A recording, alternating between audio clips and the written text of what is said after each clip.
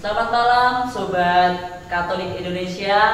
Malam ini kita akan ngobrol-ngobrol santai dalam acara Laudato Si Indonesia. Nah, di samping saya ini sudah ada para pakarnya. Yang pertama, Sobat Katolik Indonesia sudah pasti tahu, ini ada Pak Lili. Selamat malam Pak Lili. Selamat malam juga. Lalu di sebelah kiri saya ada Romo Wahyu. Selamat malam Romo. Selamat malam Mbak Bintang. Ya, oke. Nah, teman-teman Katolik Indonesia pasti sudah mendengar banyak tentang Laudato Si. Apa itu Laudato Si? Dan di sini saya duduk bersama Romo Wahyu karena di Paroki Regina Pacis ada sebuah keprihatinan bersama, yaitu terutama tentang kepedulian terhadap lingkungan hidup, terutama yang ada di SDK Santa Maria dan juga SMPK Para. Nah, bagaimana keprihatinan itu? Kita langsung bertanya kepada Romo kita, Romo Wahyu. Monggo Romo, bagaimana?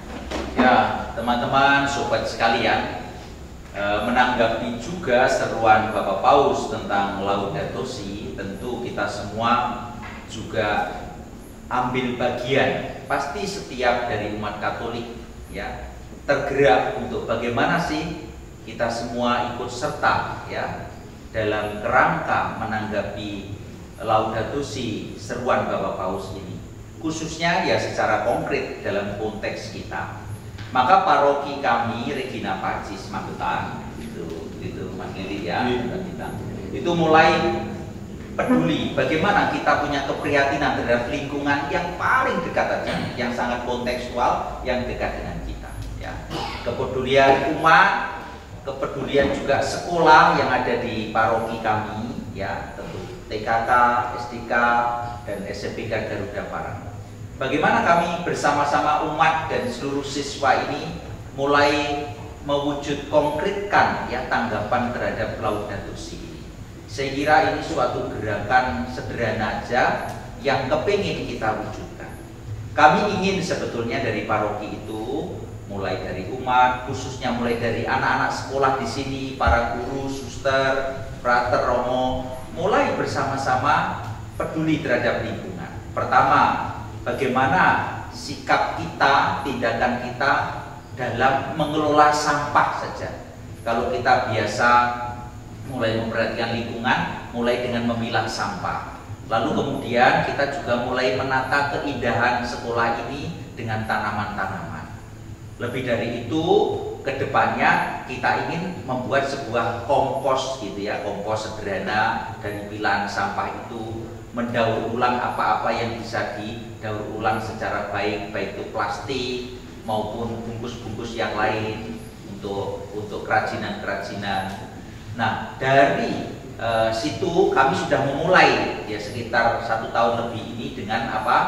Dengan kebun sekolah ya, garden school di TKK dan SDK serta SMPK Garuda ya, bersama suster Pak Suryo dan teman-teman dari paroki. Nah, kami ingin wujudkan di sekolah ini mulai dari base camp-nya, yaitu bagaimana kami punya kebun hasil karya sendiri bersama anak-anak, guru, ya, lalu kemudian seluruh pembina, yang nanti hasil itu bisa dikonsumsi untuk program gizi bersama sekolah.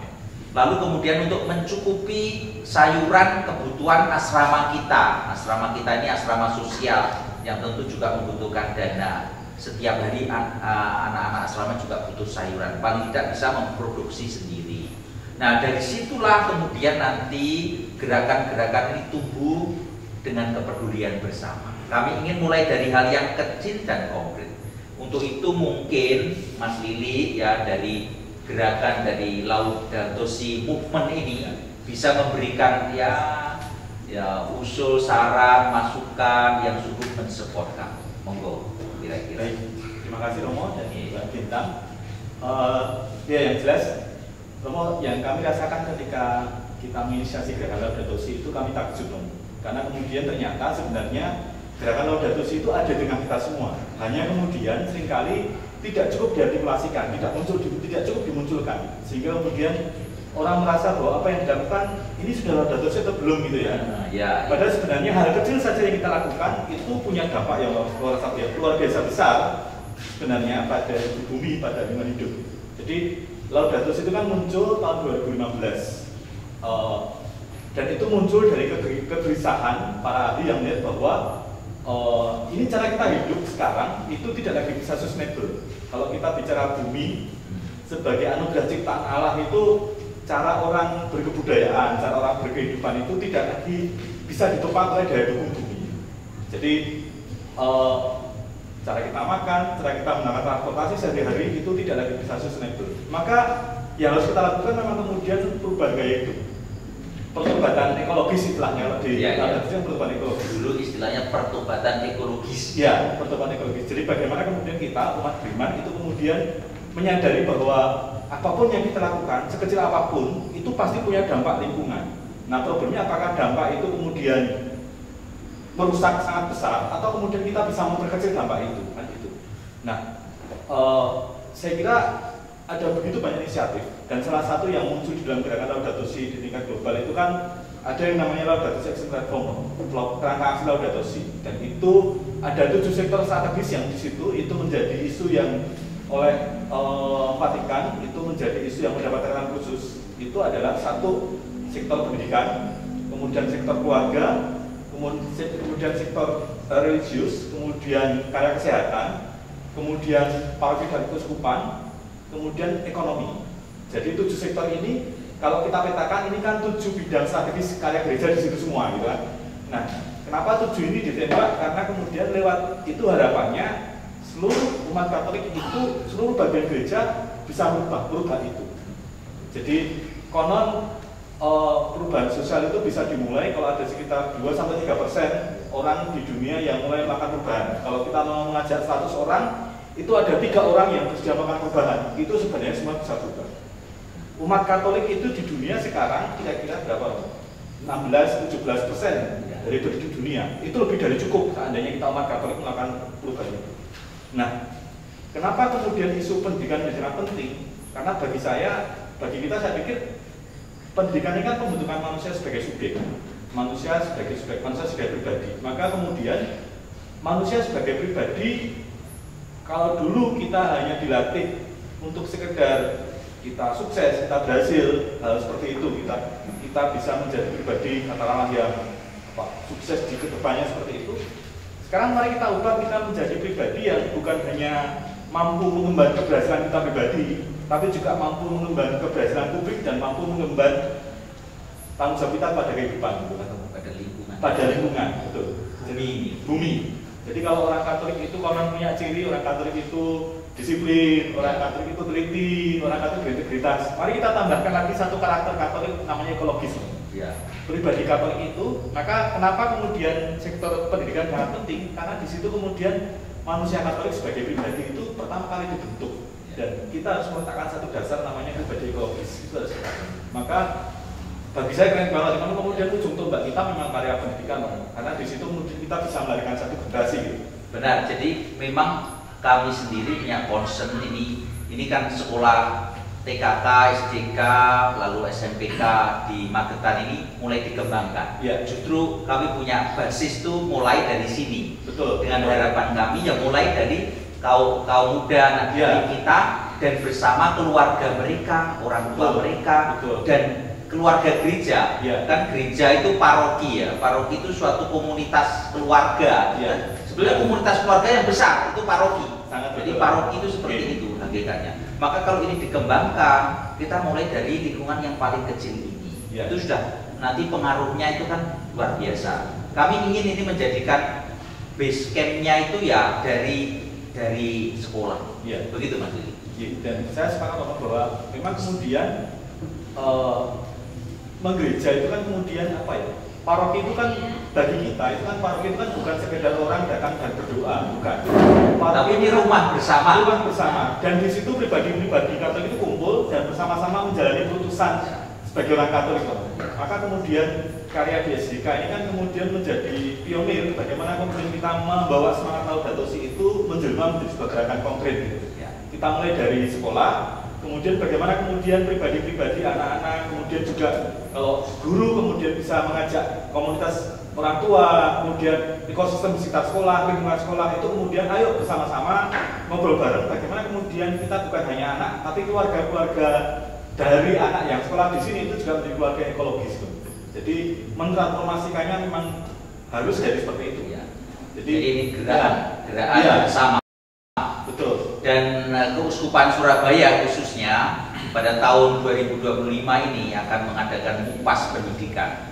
Nah, dalam MUPAS Pendidikan salah satu topik adalah bagaimana paroki itu berkolaborasi dengan sekolah. Jadi sekolah-sekolah Katolik kita ini kita hidupkan bersama antara paroki dan sekolah. Ya. Maka kalau gerakan Laudato Si ini sungguh-sungguh menjadi gerakan kita yang sederhana tapi konkret, maka hubungan antara paroki, gereja dan sekolah itu menjadi satu.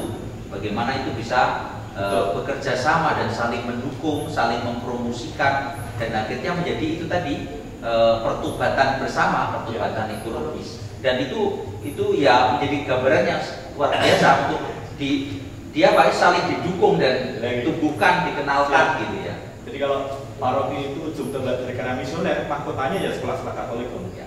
Jadi paroki itu tempat gereja membawa semangat misi itu tidak cukup orang Katolik itu lebih baik, tidak cukup menjadi orang Katolik itu rajin beribadah, tidak cukup menjadi orang Katolik itu hanya baik dengan tetangga, itu sudah bagi saya itu karakter dasar kita. Ya.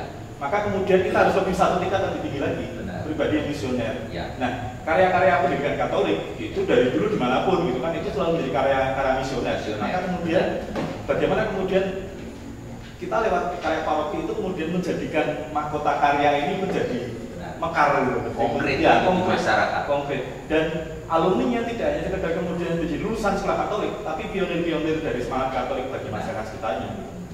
Jadi itu sebetulnya kalau kita melihat dalam rangka zaman modern ini kan tantangan. Ya. Jadi orang cenderung ya ego, sektarian, dia ingin pandai secara intelektual, tapi kepedulian terhadap lingkungan atau pertobatan sosialnya hampir tidak ada. Ya. Sehingga dampaknya itu hampir tidak ada ke masyarakat umum. Maka semoga dengan gerakan ini ya untuk pelan-pelan Mas Lili. Jadi pertobatan ekologis bersama yang berdampak atau berpengaruh pada lingkungan kita. Saya mau menambahkan dua.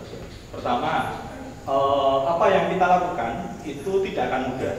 Hanya perubahan karena kita sudah sekian puluh tahun itu mencoba cara kita hidup kan seperti ini. Ya. Kita boros dengan makanan, kita boros dengan energi, kita menyanyiakan sampah, kita membuang sampah banyak sekali. Kita berpuluh-puluh tahun telah dilatih untuk hidup seperti ini.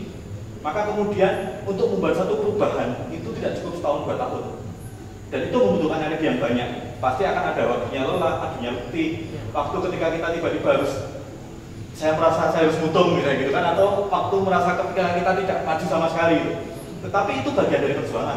Artinya lelah, letih, jatuh itu tidak akan menjadi masalah. Yang penting ketika kamu jatuh kamu berani bangun lagi gitu kan. Ketika kamu jatuh 1000 kali, tetapi nyata bahwa ketika jatuh ke 1000 kamu bangun, ketika di 1001 kamu bangun lagi kan di situ. Itu yang pertama. Jadi semangat itu. Jadi semangat ayo kita berjuang lebih.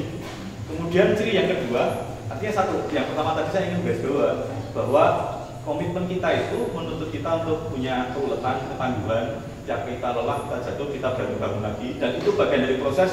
Tidak ada yang salah dengan kegagalan, tidak salah dengan peristiwa jatuh. Tidak. Yang salah adalah ketika kita tidak bangun lagi, itu yang salah kan. Kemudian yang kedua adalah karya kita itu gerakan.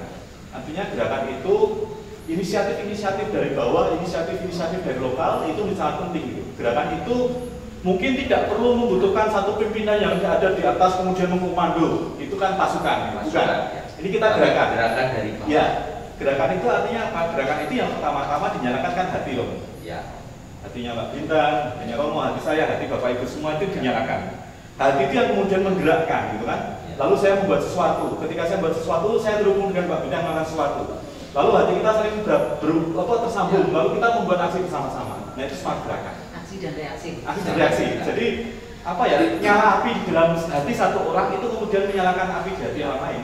Jadi mari api kita saling menyalakan satu sama lain. Nah itu semangat gerakan. Ya. Jadi tidak saling melemahkan, tapi bagaimana api ini tumbuh ya, makin Ya. besar gitu ya, satu persatu dinyalakan, didukung gitu. Jadi baranya ini menjadi lebih kuat dan nanti ada gerakan konkret. Itu aja harapan kita sebenarnya. Ya. Dan karena apa? Tadi sebenarnya tidak ada kelemahan. Yang ada itu adalah kemudian kita perlu tangguh lebih jauh lagi. Ya. Itu aja. Nah. Jadi kelemahan itu sebenarnya undangan bagi kita untuk tumbuh gitu. Ya. Peristiwa jatuh itu kan undangan bagi kita untuk tumbuh. Ya. Jadi dimanapun ketika Bapak Ibu mulai mengamalkan inisiatif gerakan Laudato Si, kalau dihadapkan kegagalan, dihadapkan kesulitan, ya tidak apa-apa. Itu ibaratnya Tuhan memberi saya PR lalu saya kerjakan gitu kan. PR dari Tuhan saya kerjakan untuk menggerakkan masyarakat gitu kan, untuk mengambil inisiatif gitu.